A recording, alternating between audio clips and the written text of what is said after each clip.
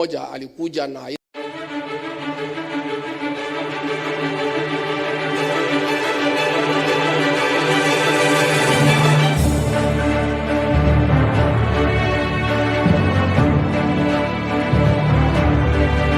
mzuri tueleze, kwa sababu ile mpango ilikuwa pale ni ya kuua mimi, kwa sababu ile kijana moja alikuja na ile chuma, alikuwa ananitafuta akagonga kijana moja ambaye alinizuilia, na hiyo chuma ingenigonga singetoka hapo.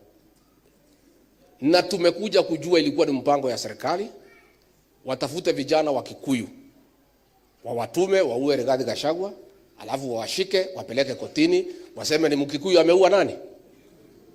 Ni njia tu ya kutupiganisha.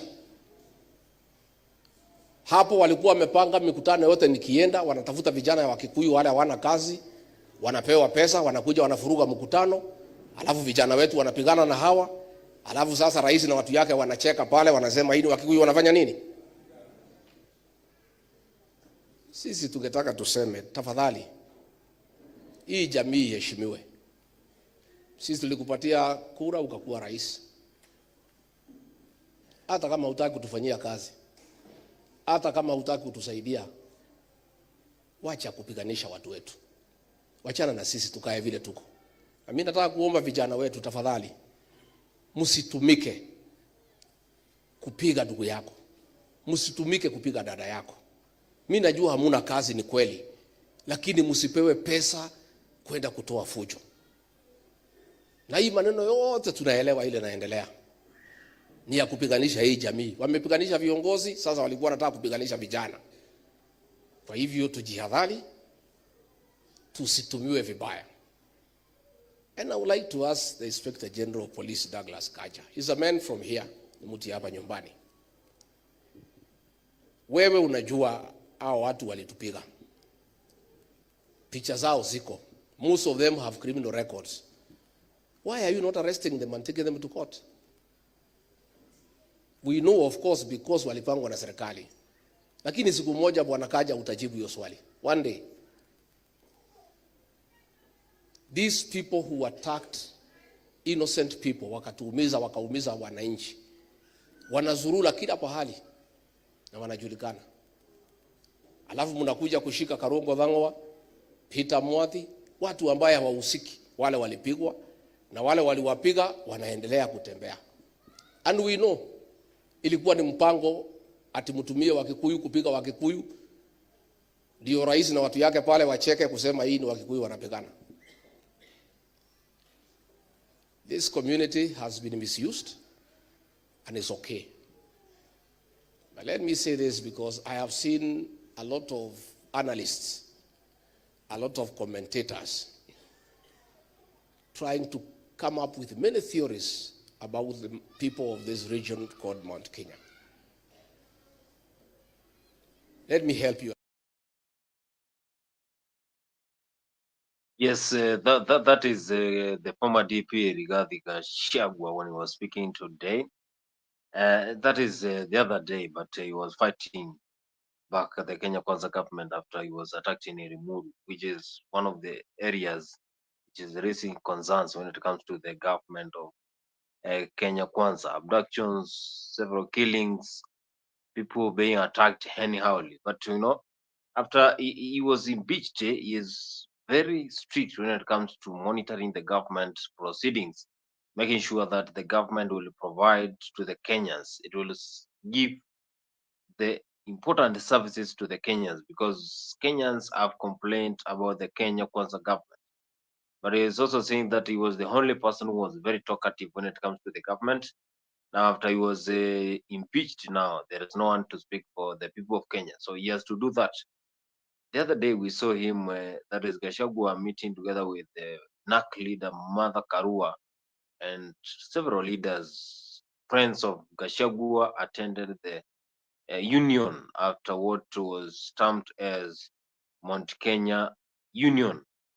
Gathoni Mushomba, Karungo Dhanwa, and also those close members of Gachagua, they attended the reunion of the mountain, which is also another area which is raising concern, because you know the 2027 general elections is taking shape, as well as President Ruto is campaigning for 2027. So they are trying to get a leader who will compete with the Kenya Kwanza government when it comes to 2027.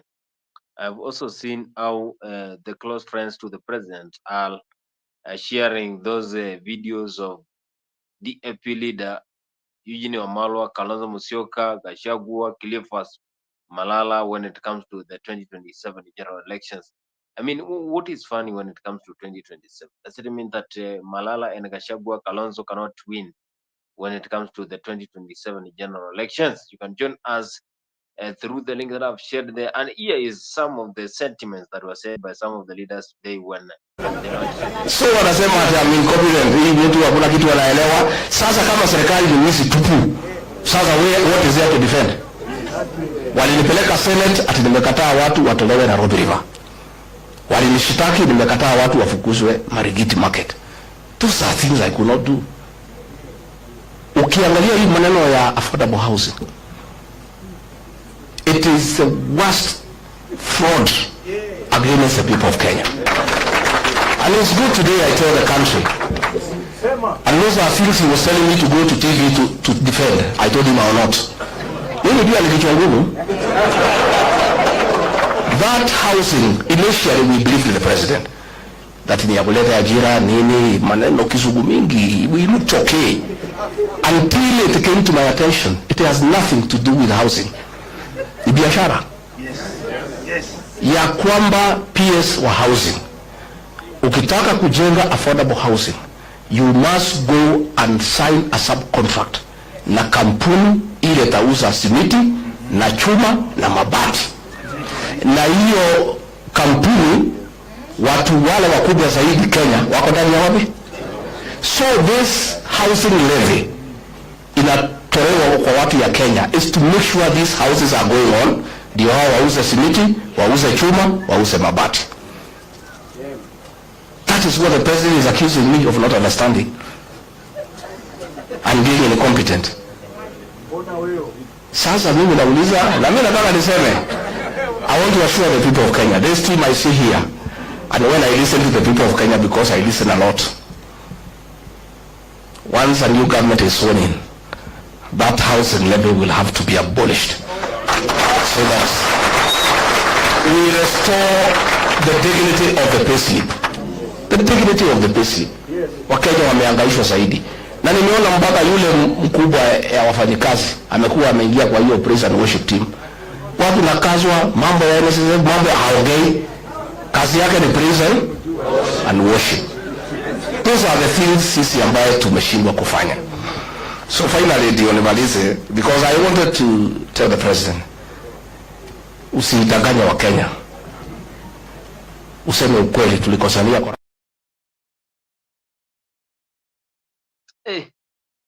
Gachagua is attacking the president directly after what president had been saying, that the affordable housing is going to make Kenya a great nation, is going to transform Kenya into a better nation. But now he is saying that this is just a deal that the government is trying to use so that it can milk Kenyans. But why do we have every government being so corrupt to an extent that they still want to get the little money that the Kenyans have? So that is Gachagua is saying that they were having a lot of differences when it comes to this affordable housing together with the president.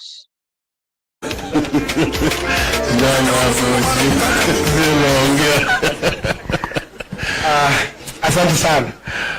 Let me just begin by saying pole sana kwa kuchelewa, kwa sababu nimekuwa na interview pale K24 kuongea mambo yenye visit ambayo ilikuwa, so nataka ni apologize by party leader, pole sana na unajua tangu hii maneno but I'm happy. You see, unajua juzi watu walikuwa nafikiria kwamba after wametoa, there is a trend in this Kenyan politics. Watu wanajua kwamba ukishafanya kitu kimoja wanajua hizi event mbili tatu alafu wanamsahau Rigiji. But now it has become another thing in this country. they have realized that Wamnyoro has become so active. So nauliza mimi na hapa nikuwa Wamnyoro. Sasa mimi nilikuwa pia nataka nikisimama hapa nataka niambie my party leaders wako hapa ya kwamba tunataka moyo wa Mnyoros. Tunataka waipa leader pia tunataka tujue kwako sasa. Tunaanza kukuja huko. Mheshimiwa Eugene hivyo. Hata nyoka yuko hapa, si ndio? So that now watu waongee. Ukiona sasa rais anaanza kupayuka huko, akiongea mambo ati kwanza kujibizana na nyinyi, mnajua sasa mambo imeanza kuchemuka. Na tunataka ikuwe hivyo. So mimi nataka tu niwaombe na mambo ya unajua party leader wa Mheshimiwa His Excellency nilikuambia tuanze campaign Mheshimiwa Kalonzo kasema time back. Wakati imeshaanza. Nchi imeshaharibika. Sasa na unajua mjaona wabunge wengi, wacha niambie. You know last time nilisikia vibaya sana wakati niliongea Mheshimiwa anaitwa Kalonzo Hamisi. Nikaongea na Kalonzo Hamisi nikamwambia umeongea vibaya sana. Sasa recently alipigia simu akasema anataka ameona sasa mambo imeshaanza kushika momentum. Ule mwenye alikuongelesha akasema ati amwezi kutoa ati Ruto ati Raila peke yake ndiye anaweza. Hapana. Sasa ameanza kukuja watu wameanza sasa nyinyi mtataka kampeni ianze saa hii. Alafu mimi tunataka tu niwaombe. Jana nimesikia vibaya sana. Mheshimiwa His Excellency Stephen Kalonzo Musyoka.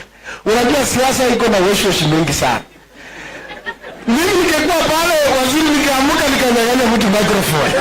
Uwezi kuja kwa mkutano wako alafu unaongea mambo ya chama cha ODM katika mkutano wako. Penye umekaa. Hiyo kitu imeniumiza roho. Penye nilikuwa hata sijalala. Wanaambia sijalala. Unajua uzuri wangu mimi naongea ukweli. Mimi nataka niulize ya kwamba don't allow the enemy to come and confuse you by party leaders, my excellencies. Ule jamaa anakuja pale anaongea mambo ya ODM kwa chama chako na tumeshazika kile chama kinaitwa ODM. Alafu wanakuja sisi tunataka na mimi nimeambia sasa kwa radio nikiwa pale penye nimekuwa. Nikamwambia naombea Raila Amolo Odinga apate ile kiti cha chairman anatafuta. Ndiye asikuja katukonfuse sisi wa Kenya.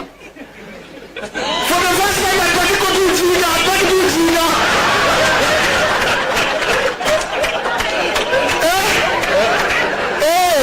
Sasa kujinga na kujinga. Mbona nikimosi kama nakunywa maji kidogo. Sasa ni mambo ya kukomboa nchi yetu ya Kenya. Siwezi ongea kupita hapa asanteni sana God bless you. Makofi kwa mwenyewe pige Salasia.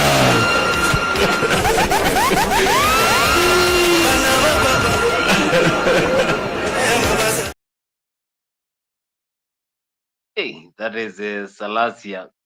When they were lodging the DAP today, Kalonzo was there, Gachagua, Onyonka Richard was there, Eugene Wamalwa was there, and they were really fighting hard when it comes to 2027. And that is Peter Salasia saying that Raila Amolo Odinga should not come back in 2027. So he should win the African Nation chairmanship so that in 2027 he will not come there to start giving Kenyans another directions, because they are now firm.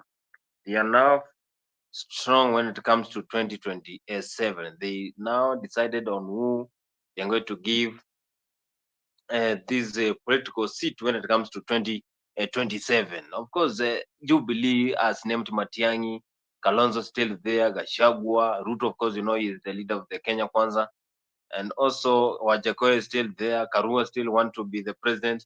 A lot of parties, they have named their presidential candidate. So it means that the pressure for 2027 is now on. It means that 2027 we are going to get a new leader. We are going to get a new president, people's president, and maybe the president will be the first one to serve for one term, 5 years, despite the Nandi Senator Cherargei, where he proposed for increase of term limit to 7 years. And we are picking somebody from outside the mountain and somebody from a small community, because Kisii are not a big community. We have smaller communities, but it is one of the small communities in this country. And we are picking a name that is known And one of the reasons why we did the 2010 constitution, we are saying it should be a constitution that can give us a presidential candidate from any corner of this country. So the picking of Matiang'i, before anything else, is one, I would want somebody to put another name on the table that is better than his. Again, this is competition. But two, as Jubilee Party, we also need a person who can help us. Parties are able to mobilize in this country better when they have a presidential candidate. That is another thing. That's another reality. But Matiang'i, we pick him for what reason?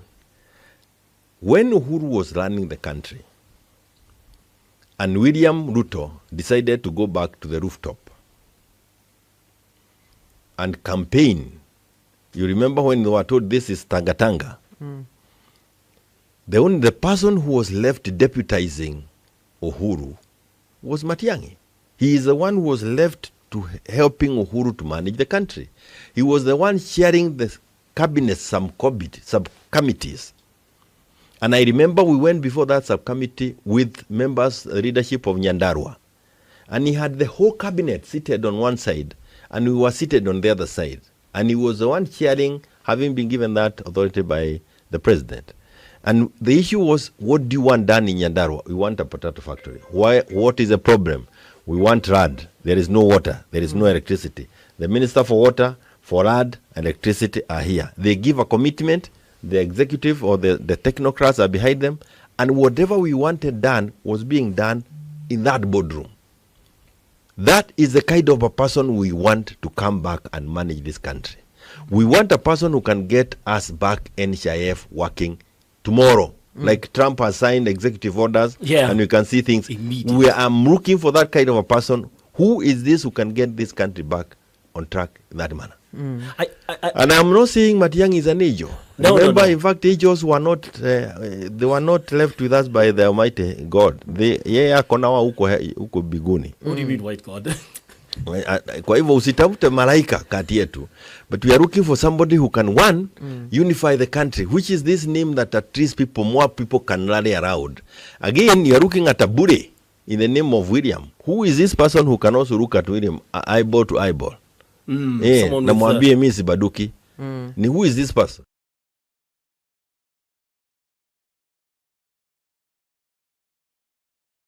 That is Jeremiah Kioni today when he was having a conversation with some of the presenters.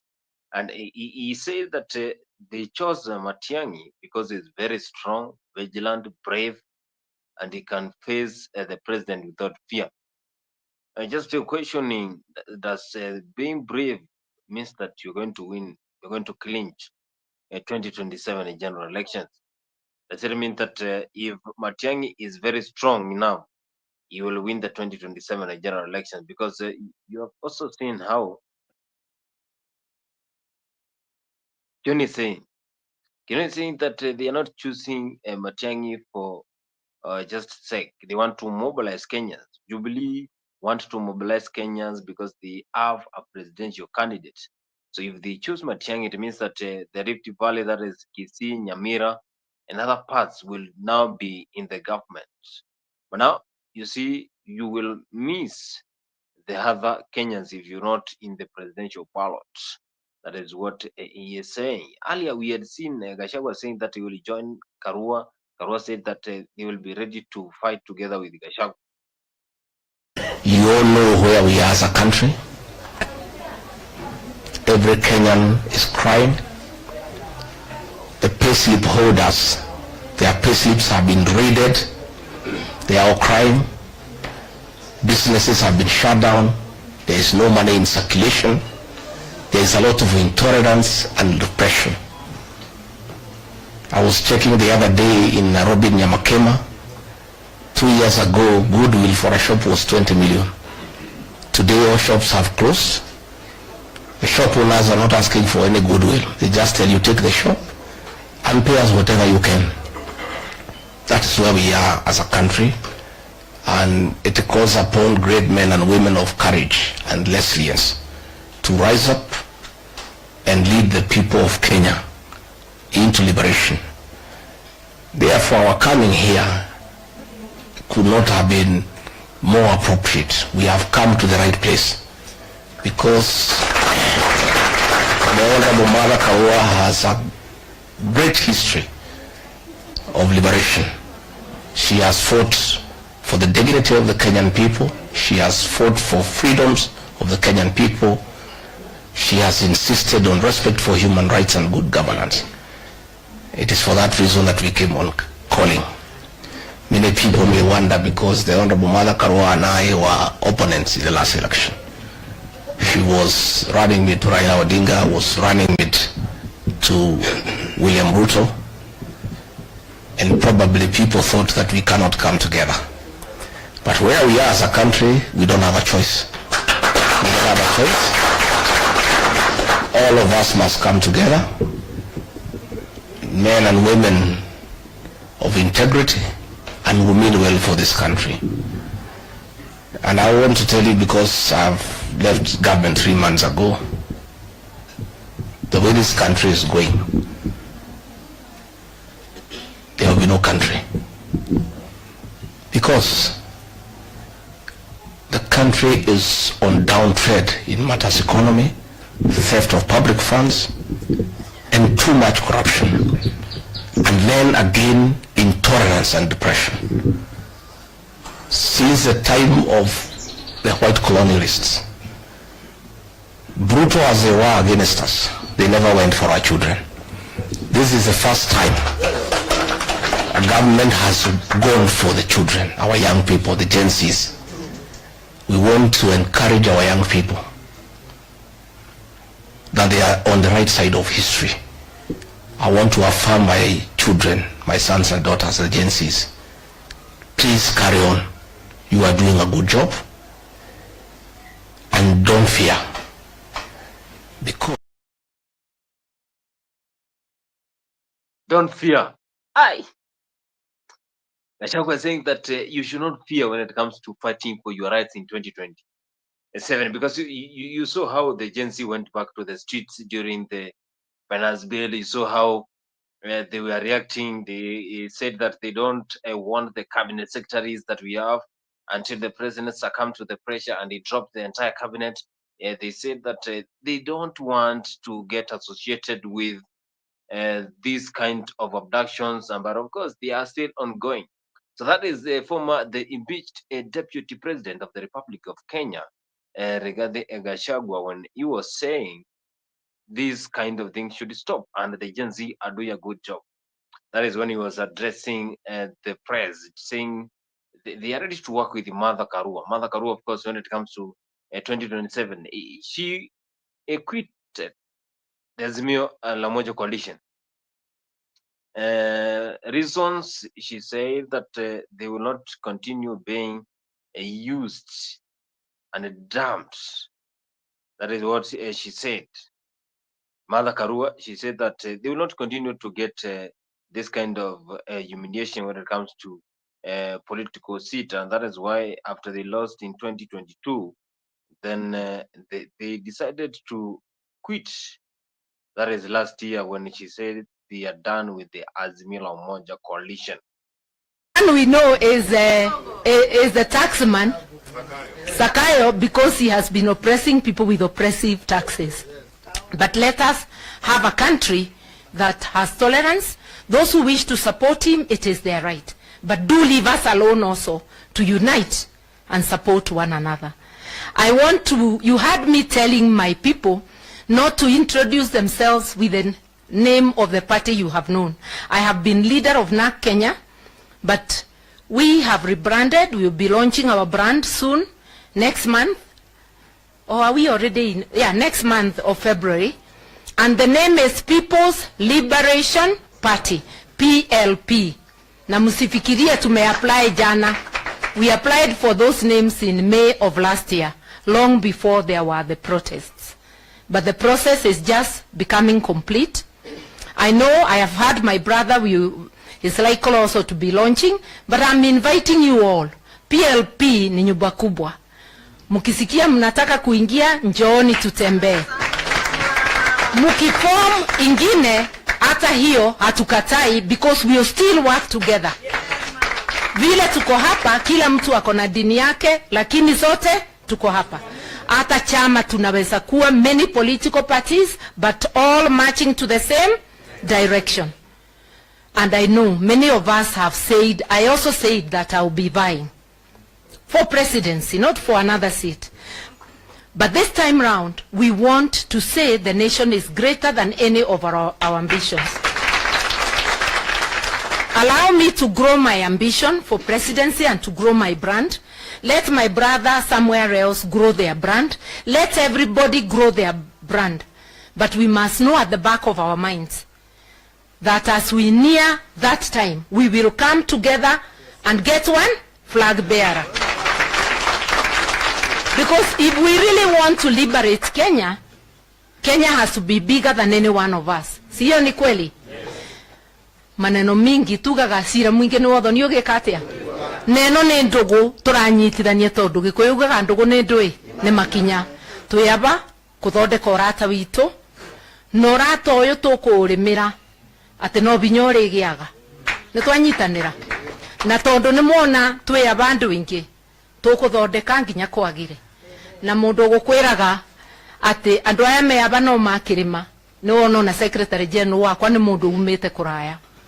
Twina andu nginya vihiga ndirona guku. So here we are a small sample of the nation of Kenya, and we are ready to march together as Kenyans. Once again, Your Excellency and Pastor Dorcas and the entire entourage, thank you so much.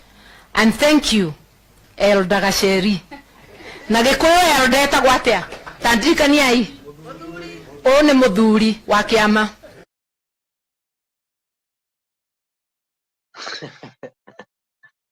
That is Martha Karua when she was giving a praise the other day when she was saying she will be in balloting when it comes to 2027, and she has no excuse. So they are now changing the Na Kenya into People Liberation Party, and this is something that they decided to do it even before 2025 protests.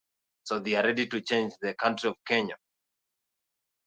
So Karua, she is very confident, saying that when it comes to 2027, then she will be in ballot and she will clinch, she will win the 2027 general elections. You remember she was once in the ballot. Also, Kaluki Ngilu was also in the ballot. So if we chose a leader who is a woman, you see our neighbors Tanzania, they are also campaigning for October general elections, Chama cha Mapinduzi, that is led by Mama Samia Suluhu. And we have seen how influencers in Tanzania, they are calling for support of Mama Samia Suluhu when it comes to the general elections in Tanzania. But you see, Tanzania is quite different when it comes to Kenya, because most of Kenyans, they don't really recognize the Y gender. I don't know why. They always recognize XY.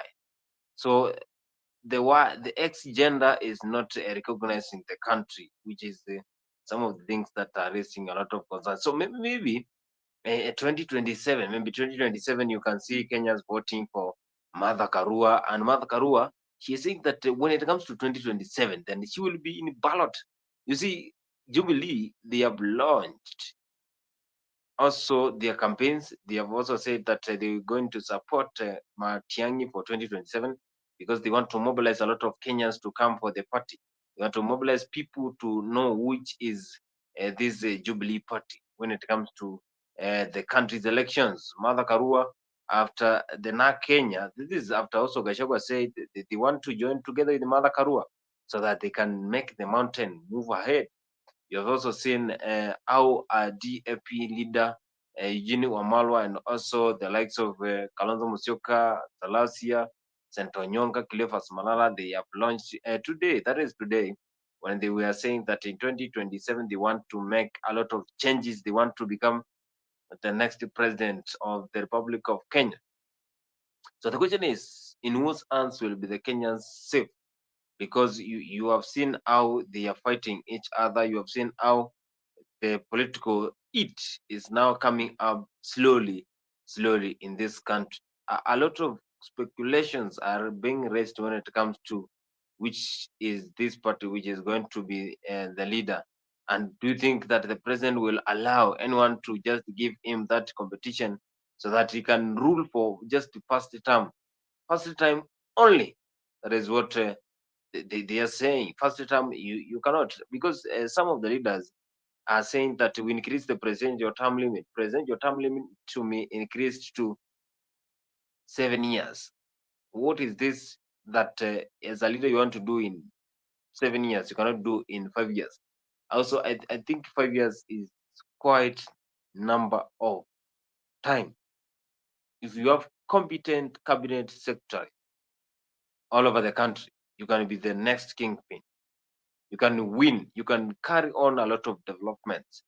If only you have the best cabinet secretaries, because you cannot work alone. You need to have the best cabinet secretaries so that you can win when it comes to development. So if you are having poor cabinet secretaries, then it means that even your ministry is not going to work. Even your ministry is not going to work. It's going to provide. So this means that the president must have the best cabinet secretaries so that he can deliver to the Kenyans. That is what we are saying. Remember, this is a Freak 24 political discussion, and we are discussing here as we pioneer our today's show. After the sports show, we are now here for the political discussion. And where are you following this great conversation from? Because as you know that in this conversation, we always have a lot of ideas and news to share. Vipengele zote za hiyo sheria, hiyo regulation. Huyu waziri wakati alifanyiwa vetting alisema hiyo regulation atafikisha bunge inside 1 month. Waziri imebaki 27 days. Ama namna gani? So they will hold you to account. So, and I am confident that within that 27 days we will have regulations in Parliament so that we can operationalize the Sugar Act, provide for clarity in the management of this sector, ndio tufukuze watu makatel, tufukuze wakora, tuweke msimamizi wa sawasawa, mkulima afaidike. Vile vile, tumekubaliana ya kwamba wakati tunaendelea na hiyo kazi, tulikubaliana hapo nyuma ya kwamba nitoe pesa ya serikali 1.7 billion kulipia mambo ya zamani ya hapa Mumias, ya kule Nzoia, ya kila mahali, na hiyo pesa tulitoa kama serikali. Na mimi nataka niwaeleze hivi sasa, now going forward, hii kampuni yenu inatengeneza pesa. This Mumias is a profitable enterprise. Najua kuna watu wa fitina wanafikiri ya kwamba tulienda kutafuta pesa ya serikali kuja kulipa bonus. Kwani mnaona sisi ni wazimu? Huyu mtu ambaye anasimamia hii kampuni nimempatia masharti. Na nilimwambia mambo ni mangapi? Hakuna hii lukumba no.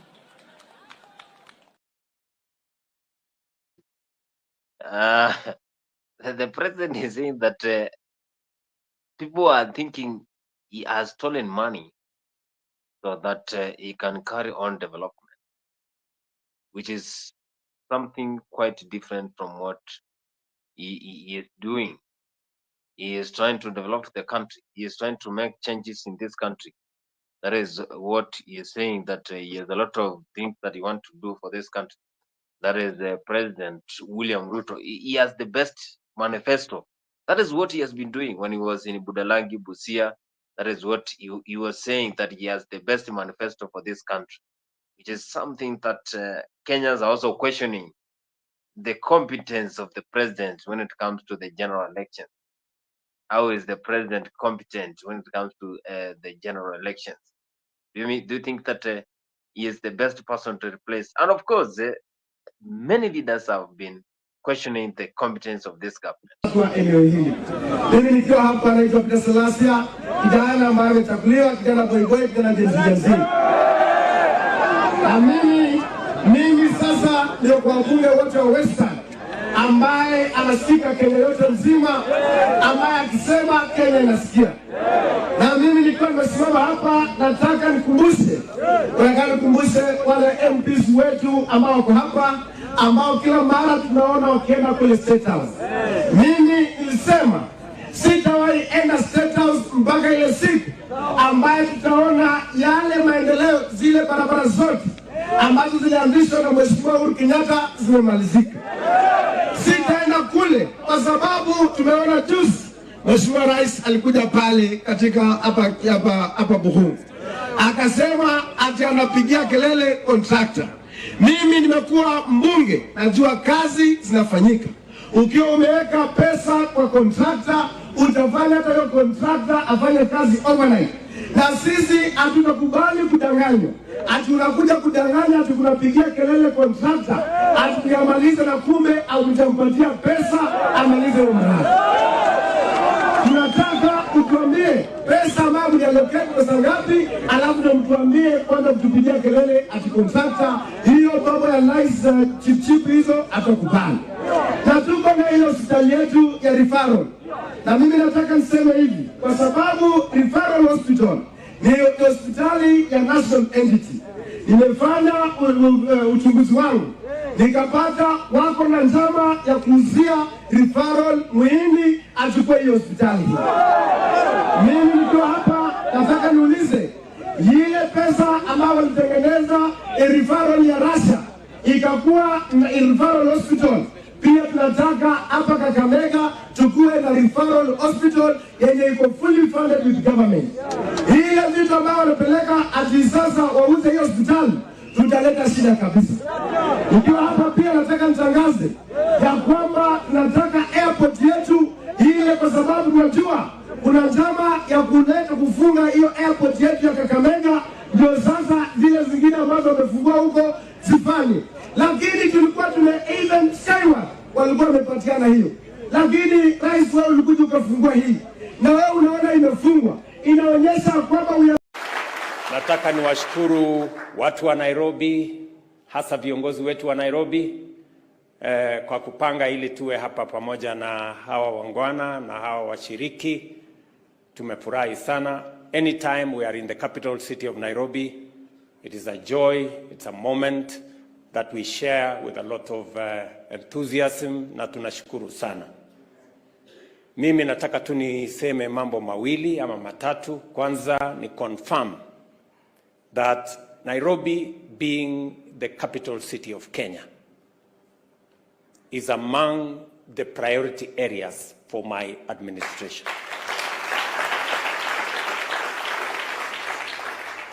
In the face of our nation, ndio the capital city of Kenya, mbele Nairobi ikibaki nyuma. So we have to, as we of the administration in Nairobi, I must also commend the members of parliament. They have been a team working together so that for the benefit of the citizens and residents of Nairobi City. Nataka niseme pongezi kwenu nyinyi nyote. Mimi vile vile nataka niseme asanteni sana watu wa Nairobi na makanisa ya Nairobi kwa kutuombea, kuniombea mimi na kuombea serikali ya Kenya na kutuombea kama taifa, kwa sababu Mungu ametupatia majukumu. Kuna watu wanaongea mambo ya hukumu. Kuna watu wanaongea mambo ya one term tu, kufikiria nitakuwa na any term. So Mungu nipatia nafasi hii niwe kiongozi wa Kenya. Mimi ambaye nilikuwa mtu mdogo, sijulikani, familia yangu haijulikani, kutoka mahali kidogo, I am a very proud President of the Republic of Kenya. Na mimi nataka niwaeleze ya kwamba na nitafanya. Yes. God has given me an opportunity to lead this nation and an assignment to transform Kenya. And I have every intent. Proud President of the Republic of Kenya, William Samoei Ruto, when he was speaking to Kenyans, is saying that he has the best manifesto for the Republic of Kenya. So he knows that Nairobi City is the capital city of this country. So he has to do anything that ensures that Nairobi cuts and becomes the best capital city. Do you think that what is really this thing that if you become a president today, what is that thing you need to do? Because you know there are some of the basic things that you need to consider as a president, and you know those sectors that really deal with human beings, the likes of health. You have to make sure that your people have the best health facilities, food. Kenyans or any citizens will not survive without food. Provide Kenyans with food. Provide your citizens with food. Insecurities, food insecurities, make sure that you curb any food insecurities in the country. Matters concerning roads, make sure they have the best roads. Make sure if you become any leader, then they have the best roads, they have the best food, also they have the best health facilities. Security, it has to be there. The likes of Al Shabaab, you know, the bandits that we have in this country, then they should not be there. So I think we have a lot of things that you need to do when you become. Make sure if facilities are there, then they are up to standard. But now we are having leaders, members of county assemblies, we are having very many people fighting each other. But when it comes to development, then they are doing none, which is something that Kenyans they don't really like on what is happening. Africa 24, where joining us from. And of course, if you are joining us here for the first time, remember to subscribe to our channel. So the political hit is that Gachagua, Kalonzo, Ruto, Matiang'i, Karua, they will be in ballot 2027. Who is this? If for example, and also we have a few, that is Omtata. Who is this person? If you are the president today, you could have voted for him. If you are the president today, then you could have voted for him. Who is this person? Join us through the comment section there. Tell us the person, if you are the president today, who is this person that you can vote for him without compromise? Because a lot of leaders are raising their flag bearers when it comes to 2027. Does it mean that 2027 you only have one leader who will give us this service? The Gen Z still have not given us their leaders. They are still hovering around. But I'm very sure by 2027, the Gen Zs will be up and they will be ready to give their flag bearer in 2027. Of course, Kasmuel Makure was one of the leaders who really wanted to be the leader, but he betrayed the